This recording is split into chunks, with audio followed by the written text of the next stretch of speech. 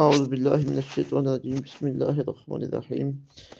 اومن کان میتا فاحییناہ وجعلنا له نورا یمشی به فی الناس کمن مثلہ فی الظلمات لیس بخارج منها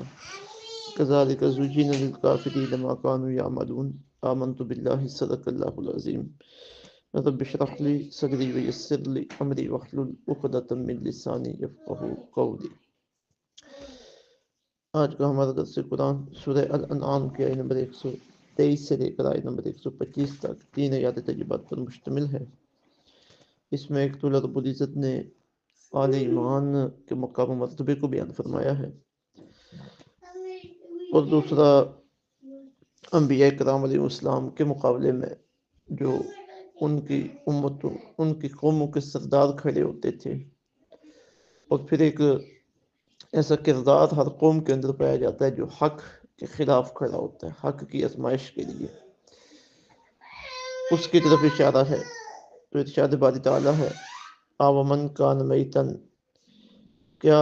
جو پہلے مردہ تھا، فاحییناہ، پھر ہم نے اسے زندہ کیا،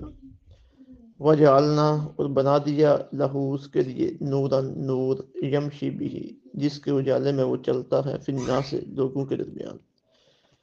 کمن مثلہ، وہ جیسا ہو سکتا ہے، فی الظلمات، جو اندھیروں میں ہے، لیسا، نہیں ہے، بخارج، نکلنے والا، منہا، ان سے،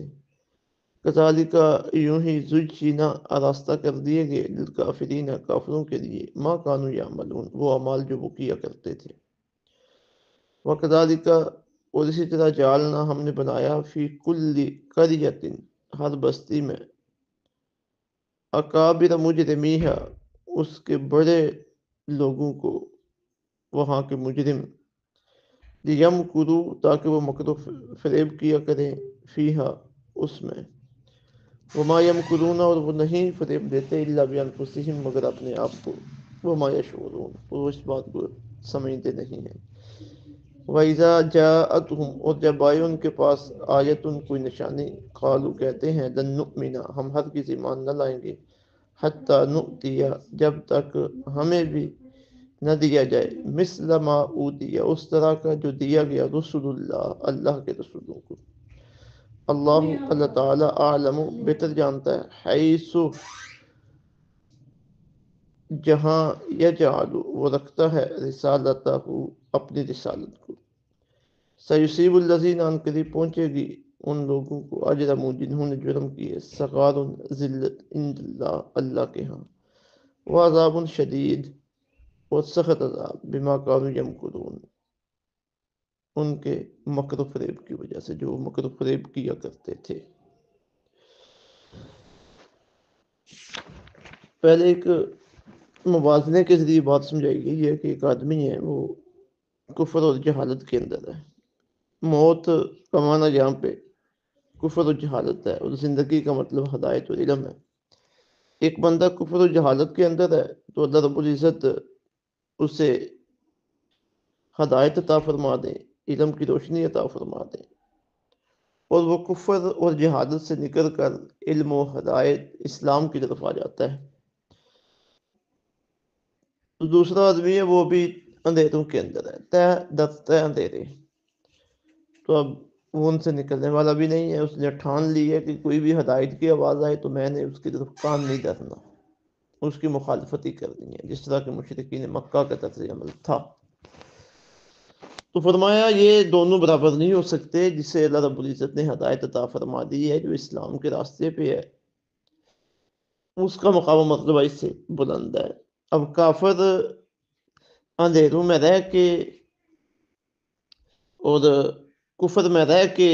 سمجھتے ہیں کہ ہم بہت اچھے ہیں اور بڑا اچھا کام کر رہے ہیں، بہت معزز ہیں، تو یہ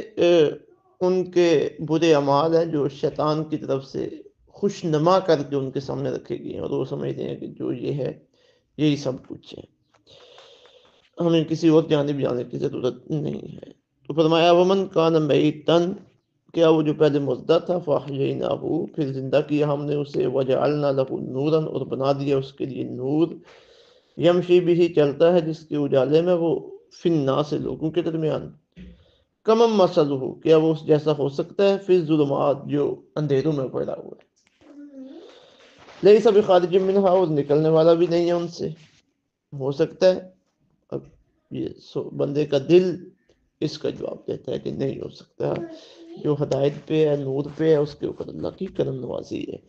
کذالک زجن للکافرین، یوں ہی مزین کر دیے کہ کافروں کے لیے ما کانوا یعملون، وہ اعمال جو وہ کیا کرتے تھے. وَكَذَلِكَ جَعَلْنَا، اور اسی طرح ہم نے بنایا، فی کل قریۃ، ہر بستی میں، اکابر مجرمیہا، اس کے بڑے لوگوں کو، وہاں کے مجرم. انبیاء کرام علیہ السلام جب قوموں میں تشریف لاتے تھے تو وہاں کے جو بڑے سردار ہوتے تھے، اب زیادہ انبیاء کرام علیہ السلام نے جب ہدایت کی بات کرنی ہے، علم کی بات کرنی، اللہ رب العزت کی اطاعت و فرمانبرداری کی بات کرنی ہے، تو یہ جو جن کے جہاداری پہلے سے قائم ہیں، وہ تو نہیں چاہتے تھے کہ نبی کوئی اپنی بات بتائیں اور لوگ ان کی طرف چلے جائیں اور ان کی طرف سے لوگوں کی توجہ ہٹ جائے. تو اکثریت ایسی ہوتی تھی جو نبی پر نہ صرف ایمان لاتی تھی بلکہ راستے میں رکاوٹ بن جاتی تھی، اور نہ صرف خود گمراہ ہوتے تھے بلکہ دوسروں کو بھی گمراہ کرتے تھے. آج بھی یہی صورتحال ہے. ہدایت کی آواز، دین کی تبلیغ، دین کا پیغام، اور بالخصوص جو برے معاملات لوگوں میں رائج ہیں، ان کے خلاف جب بات کی جائے تو ایک بڑا طبقہ، اور پھر اس میں جو سردار لوگ ہوتے ہیں وہ میدان میں آ جاتے ہیں، جو اس اچھے کام کو روکنے کی کوشش کرتے ہیں اپنی جھوٹی انا کے تحفظ کے لیے، وغیرہ وغیرہ. تو فرمایا وَكَذَلِكَ جَعَلْنَا، اسی طرح ہم نے بنایا ہے، فی کل قریۃ، ہر بستی میں، اکابر، اس کے بڑے لوگوں کو، مجرمیہا، وہاں کے مجرم. اب یہ بڑی آزمائش ہوتی ہے.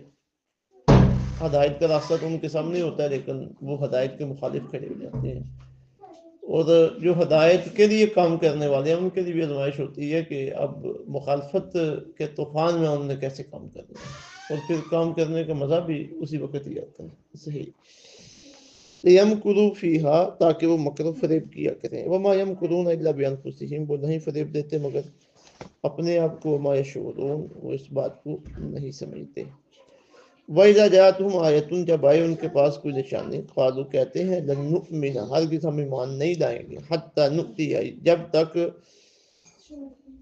ہمیں بھی نہ دیا جائے، مثل ما اوتی، جیسے دیا گیا رسول اللہ، اللہ کے رسول، یعنی اللہ کے رسولوں پہ جو کرم نوازی ہوتی ہے، نبوت انہیں ملی ہے، معجزات ملے ہیں، عزتیں ملی ہیں، اکرام ملے ہیں، وہ کہتے ہیں کہ یہ ہمیں بھی ملنا چاہیے. ہمیں بھی اگر اس طرح کا معاملہ ملا تو ہم بھی ایمان لا سکتے ہیں، ایمان لے آئیں گے. حضور رحمت عالم صلی اللہ علیہ وسلم نے جب اعلان نبوت فرمایا تو ولید بن مغیرہ جو مکے کا رئیس تھا، سردار تھا، اس نے کہا جی لو کانت النبوۃ حقا، اگر نبوت حقیقت ہوتی تو لکنت اولی بہا منک، نبی پاک صلی اللہ علیہ وسلم کو کہہ رہا ہے کہ آپ سے زیادہ میں اس کا مستحق تھا.